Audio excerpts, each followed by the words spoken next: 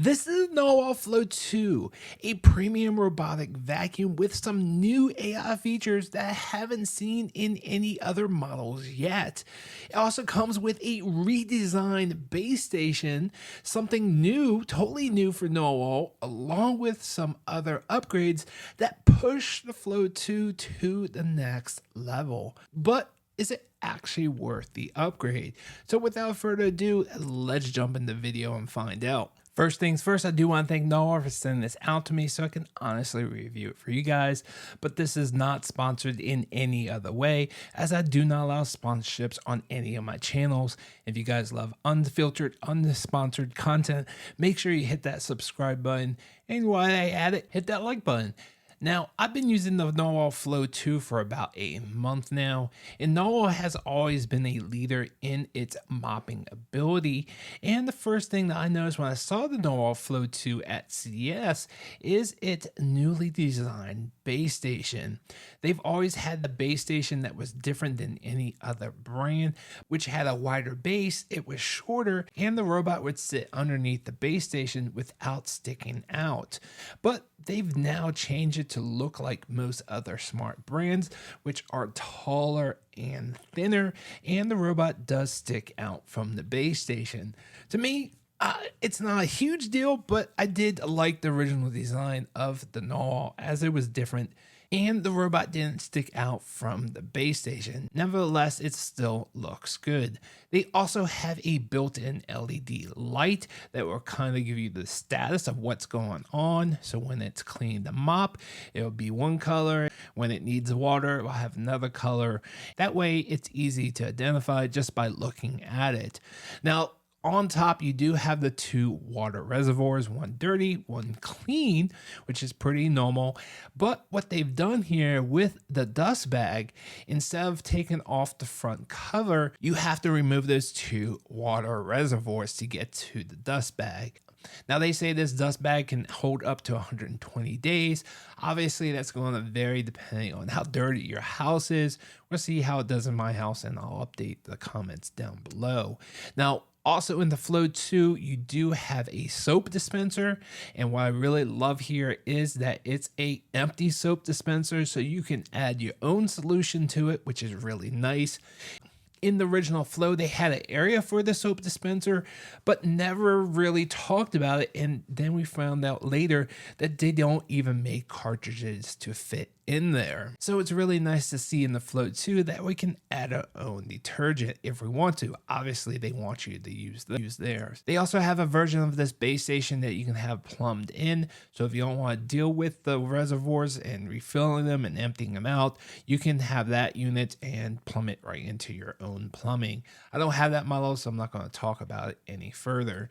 Now, when it comes to the robot itself, it's very similar to the original Flow, but there are a couple different changes. Now, first off, it still has that track mopping system, which is pretty good and different than most roller mops that you see out there these days, and obviously much better than the circular mops that we've seen years previously. The roller mops and the track mops are definitely the way to go. Now, in the original Flow, they had two side brushes. I'd rather have two, so I'm not quite sure why they removed the left-hand side. Nevertheless, the right-hand side is more important, and just like the original Flow, it does not have a mechanical arm that extends that side brush out. Instead, what Narwhal does is reverse that side brush, and when it's in reverse, it's actually longer and it gets deep into those corners and gets everything out. I'm actually quite surprised how well that works and not having a mechanical arm that comes out. So really nice design there. In addition, Narwhal says they've upped the suction power to 30,000 pascals from 22. Obviously, in everyday cleaning, you're not going to see much of a difference between 22 and 30. Nevertheless, it's good to get more suction. And just like the Flow, it has the dual RGB cameras in the front with 1080p that you can tap into, and you can see the live feed if you want to with a password.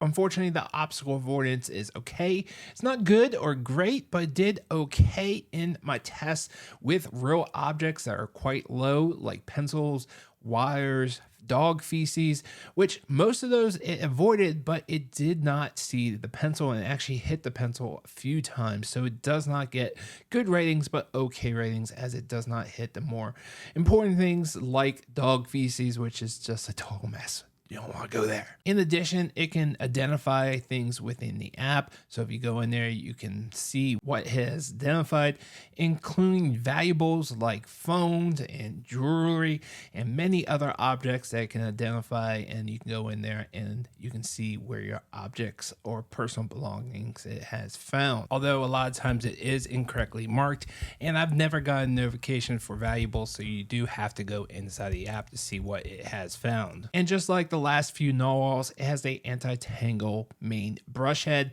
that's mounted on one side and forces all the hair to the other and falls right off, and there's no more tangles around the main brush, which is really nice if you have a long hair or dog hair in your house. And the Flow 2 does well in vacuuming and mopping in all my testing, and it has the edge reach mopping ability, so it gets up and close to the edges as it extends that mop out, and where it has a bunch of new AI features, which we'll talk more about in a moment. And just like the Flow, it can handle transitions up to 4 centimeters, and there's a setting in the mapping that you can mark where that transition is so it knows when to lift up. And now let's talk about some of the new AI features that they call the Narmind Pro, which was very similar to their FreoMind, which was the furthest along in identifying and adjusting its cleaning ability mid-cycle, depending on if it saw debris, a lot of debris, or if it saw liquid. And just like the Flow, I tested this with water and milk, and unfortunately it did not pick up the water at all, meaning that it didn't stop the vacuuming when it saw the water, but when it did see the milk, it stopped the vacuuming and turning of the side brush. Unfortunately, it doesn't have a liftable side brush, so that's still getting dragged through the liquid, but at least that liquid is not getting sucked up into the dustbin. But like I said, that only works with more identifiable liquids like milk and dark coffee.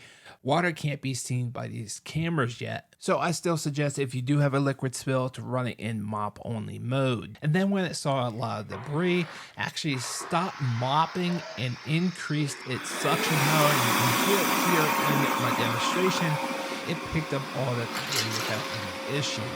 But it's really nice to see this adaptive smart cleaning that can adjust the cleaning ability on the fly. But honestly, all that was already in the Flow. But there are 2 new AI features in the Flow 2, which one is the baby care mode, which when it goes into the baby room, it will reduce that sound down to the lowest level possible, which is really nice, and kind of be quiet in there. I don't have any babies in my house, so it's not a feature that I tend to use. And secondly, it has a pet care mode, which is very cool, but it's not a necessity, where you can send it out and it can help you find your pet. So say you're not home, you can send the robot out there.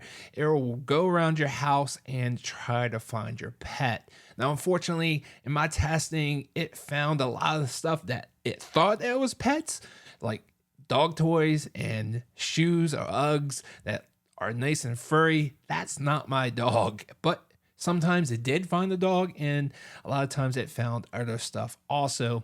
And it gives you 1 video and 5 photos of what it found. Unfortunately, I've never been able to get that video to work. It's only 3 seconds long anyways. And one other thing that you can do while that system is out there working, you can turn on the camera with a password. You can make the robot do some barking or meowing sounds. So a lot of times my dog is going to be up on the couch and she will hear this barking from the machine and jump down. And that way she can actually be seen by the robot. So if you have a dog that will react to sound, that's really nice to have that feature. But like I said, this whole AI pet care mode is not a necessity, even though it's really cool for some people. So is it worth it to upgrade from the Flow to the Flow 2? Or if you don't have either one, which one would I recommend? Well, both of them have the Flow washing and mopping system. That's the Track Mop, which does an amazing job, one of the best in the industry when it comes to mopping. And the hot water is hotter when it's washing that mop in the Flow 2, but I don't think it's a game changer. Neither is the higher suction power of 30,000 pascals. I think even with 22, you're gonna get more than enough cleaning ability, and both of them had very similar obstacle avoidance scores in my testing. So it really comes down to a few things. I think most of all, price. Price is most important. If you don't need the other three things that I'm about to mention, that I would say get with the Flow, because that's probably going to be the more affordable one. But if you like the new design of the base station with the soap dispenser, if you need that, then definitely go for the Flow 2. Obviously that's going to cost more. I don't use a lot of soap in my washing, but if you do, then the Flow 2 is the one to get. And if you find the Narwal AI things useful, like the pet care mode and the baby care mode, then the Narwal Flow 2 is the one that you gotta have to for those features. Although they are kind of gimmicky, and I'm sure they could easily be added to the original Flow, even though the pet care mode is definitely something cool, but definitely not a necessity. All right, guys, that's going to do it for me. I hope this video was helpful. If it was, hit that helpful button. I truly appreciate it. And if you guys are brand new here, hit that subscribe button if you love unsponsored content like this. And while you're at it, hit that like button. I truly appreciate it. And I will see you guys on the next video. Thanks for watching.